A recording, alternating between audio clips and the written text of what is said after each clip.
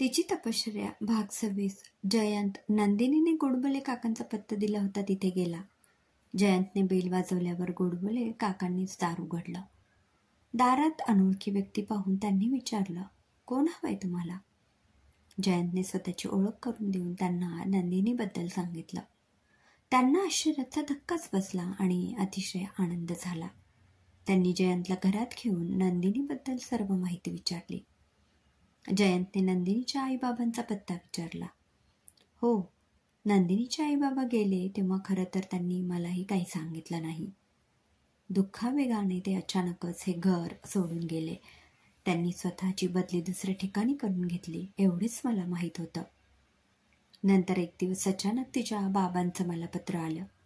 त्यात त्यांनी माझी माफी मागून नंदिनीच्या वियोगाचं दुःख सहन न झाल्यामुळे ते इथून निघून गेलं असं सांगितलं. त्या पत्रात त्यांनी मला नवीन पत्ता कळवला होता. त्यांचा पत्ता कळताच मी लगेच 2 दिवसांनी त्यांना मुंबईला भेटायला गेलो. त्यांचे सांत्वन केलं. तेव्हा मी त्यांना असे सांगितलं की 5वा मृतदेह मिळाला नाही. कदाचित ती नंदिनीच असेल आणि ती कुठेतरी या जगात जिवंत असेल. मी असं बोलतात क्षणभर त्यांचे डोळे लगाकले, परंतु नंतर ते निराश झाले. इतक्यात आतून काकू चहा घेऊन आल्या आणि जयंतला चहा दिला. चहा पिऊन झाल्यावर काकांनी जयंतला नंदिनीच्या आईबाबांचा पत्ता दिला. जयंत, आज तुमच्यामुळेच आमची नंदिनी जिवंत आहे. तुमचे उपकार आम्ही कोणीच कधीच विसरू शकणार नाही. बरं, आता तुम्ही नंदिनीच्या आईबाबांना आधी तिला भेटवा आणि नंतर मी सुद्धा साताऱ्याला येऊन नंदिनीला भेटेनच. जयंत तिथून तडक मुंबईला आला. त्याने नंदिनीच्या आईबाबांचा पत्ता शोधून काढला. आता आपण जे सांगू त्यानंतर तिचे आईबाबा कसे रिॲक्ट होतील काय माहीत. त्याने बेल वाजवल्यावर नंदिनीच्या बाबांनीच दार उघडलं. नमस्कार, मी डॉक्टर जयंत कुलकर्णी. तुम्ही नंदिनीचे बाबा का? नंदिनी? तुम्ही नंदिनीला ओळखत होतात का? पण तुम्हाला सांगायला अतिशय दुःख होतंय की ती आता या जगात नाहीये. काका, मी तुम्हाला नंदिनीबद्दल एक आनंदाची बातमी सांगायला आलोय. आनंदाची बातमी? या ना तुम्ही, घरात या, बसा.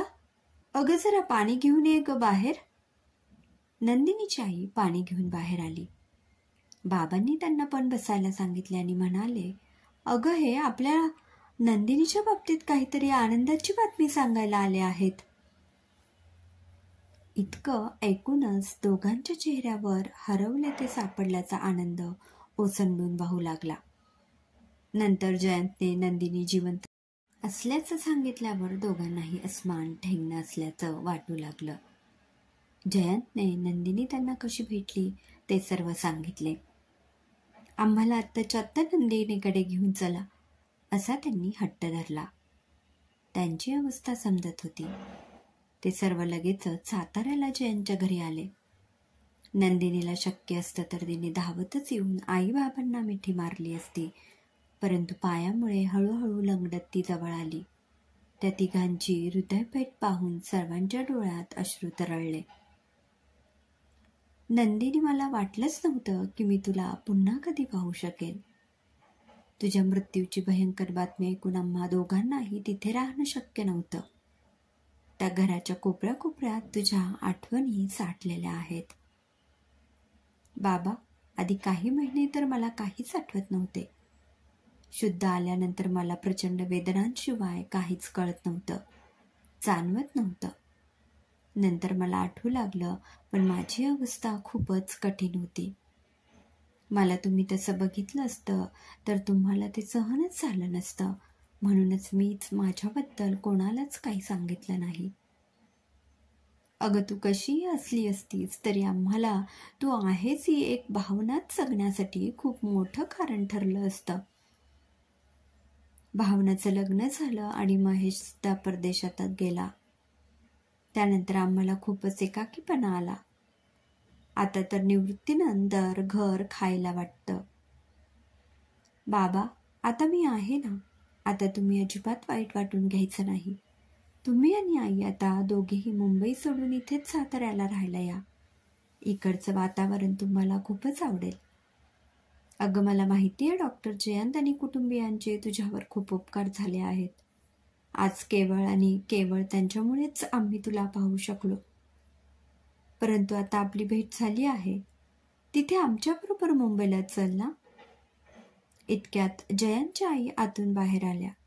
त्यांनी नंदिनीच्या बाबांचं शेवटचं वाक्य ऐकलं आणि त्यावरून ओळखलं की हे दोघं नंदिनीचे आई बाबा आहेत. बाहेर येता येता त्या म्हणाल्या, तुम्ही नंदिनीचे आई बाबा आहात ना? कधी आलात? बसा ना. भेटलात ना नंदिनीला? आता नंदिनी आमचीच आहे. नंदिनीने आम्हाला खूप लळा लावला आहे. माझ्या चित्रासारखीच नंदिनी मला आहे. मी तिला आता कुठेच पाठवणार नाही. ती म्हणते त्याप्रमाणे तुम्ही खरंच या साताऱ्याला. इथल्या वातावरणात तुम्हाला खूप सकारात्मक बदल जाणवेल. नंदिनी पण इथे आहेच. नंदिनीचे बाबा जयंतच्या आईला म्हणाले, आम्ही दोघे विचार करतो आणि तुम्हाला कळवतो. खरं तर आता नंदिनी जिथे आहे तिथेच राहायला आम्हाला नक्कीच आवडेल. तिथला सगळा पसारा आवरल्यानंतरच इथे यावं लागेल. नंदिनीच्या आई बाबा नंदीला भेटून निघून गेले. त्यानंतर खरोखर काही दिवसातच ते साताऱ्याला राहायला आले. जयंतच्या घरापासून त्यांचं घर जवळच होतं, त्यामुळे ते अधनमधन येऊन नंदिनीला भेटून जात होते. कधीतरी नंदिनी आणि चित्रा त्यांच्या घरी जात होत्या. असेच दिवस जात होते. हळूहळू जयंत आणि नंदिनीमध्ये खूप चांगली मैत्री झाली होती. चित्राताई असं बोलल्यावर नंदिनीच्या डोळ्यासमोरून जयंत बरोबर असतानाचे काही प्रसंग तरळून गेले. नंदिनी सुरुवातीला जयंतकडे फक्त एक तिला ट्रीट करणारे डॉक्टर म्हणूनच पाहत होती. पण नंतर नंतर नंदिनीच्या लक्षात येऊ लागलं होतं की जयंतला मैत्रीबरोबरच आपल्याबद्दल काहीतरी वाटतंय. हॉस्पिटलमधून डिस्चार्ज दिल्यावर नंदिनीला जयंतच्या घरी आणलं होतं. 2 प्रशिक्षित नर्सेस तिच्यासाठी ठेवल्या होत्या. तरी सुद्धा जेव्हाही वेळ मिळेल जयंत जातीने तिची चौकशी करत होता. तिच्या जखमा अजून पूर्णपणे भरल्या नव्हत्या तेव्हा ड्रेसिंगसाठी तो स्वतः येत होता आणि अगदी हळुवारपणे काळजीपूर्वक ड्रेसिंग करायचा. आणि कधीही नंदिनीच्या तोंडातून आवाज आला की तो तिला हळुवारपणे विचारायचा, खूप दुखलं का? सॉरी हा. तो तिच्या रूममध्ये आला की तिच्याशी गप्पा मारायचा प्रयत्न करायचा, तिला बोलतं करायचा. एकदा असंच चित्राताईंनी नंदिनीचे केस धुवून दिले होते आणि नंदिनी खिडकीतून ऊन येत होतं तिथे बसून ते सुकवत होती. इतक्यात जयंत आतमध्ये आला. मोकळे सोडलेल्या केसांमध्ये नंदिनी खूपच देखणी दिसत होती. तो तिच्याकडे एकटक पाहत होता. इतक्यात नंदिनीची नजर त्याच्याकडे गेल्यावर त्याने हळूच नजर फिरवली. नंदिनीला त्याच्या वागण्यातील बदल लक्षात येत होता. जयंत खूप चांगला डॉक्टर होता. त्याबरोबरच तो एक खूप चांगला माणूस होता. अशावेळी नंदिनीला मानसची आठवण यायची. मानस कधी आपल्या आयुष्यात येईल का? जयंतच्या मनातील भावना नंदिनी ओळखू लागली होती. जयंतला पण त्याच्या मनातील भावना व्यक्त करायच्या होत्या. पण त्याला वाटायचं आपण नंदिनीला विचारलं आणि आपण तिचा जीव वाचवला या भावनेने तिने आपल्याला होकार दिला तर ते आपल्याला नकोय. तिला सुद्धा आपल्याबद्दल प्रेम वाटायला हवं. घाई करण्यात काहीच अर्थ नव्हता. आता नंदिनीची व्हीलचेअर गेली होती आणि ती काठी घेऊन घरभर फिरू शकत होती. कधी कधी ती बाहेर व्हरांड्यात जाऊन बाहेर बघत बसायची. पायऱ्या उतरताना तिला कोणाची तरी मदत घ्यावी लागत होती. चित्रताई आणि जयंतच्या आईला नंदिनी आणि जयंत एकत्र यावे, त्यांचं लग्न व्हावं असं वाटत होतं.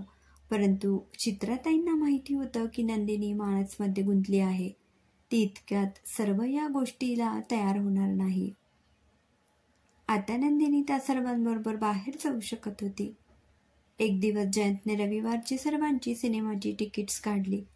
तेव्हा मुद्दामहून चित्राताई आणि जयंतच्या आईने नंदिनी आणि जयंतला आजूबाजूला बसण्याची संधी दिली. तेव्हा नंदिनीचा होणाऱ्या ओझरत्या स्पर्शाने जयंत मोहरून जात होता. नंदिनी मात्र गडबडून जात होती. एक दिवस चित्राताईंनी जयंतला विचारले, तुला नंदिनी आवडते ना? मला माहिती आहे. तू तिला लग्नाचं विचार, बघ ती काय सांगते. नंदिनी कितपत तयार होईल माहिती नाही, कारण तिचं मानस नावाच्या एका मुलावर प्रेम होतं आणि अजूनही आहे. ताई, अजून थोडा वेळ जाऊ दे, मी तिला योग्य वेळ आल्यावर विचारणारच आहे. असंच एक दिवस जयंतची आई आणि चित्राताई देवळात गेल्या होत्या. तेव्हा नंदिनी आणि जयंत दोघंच घरात होते.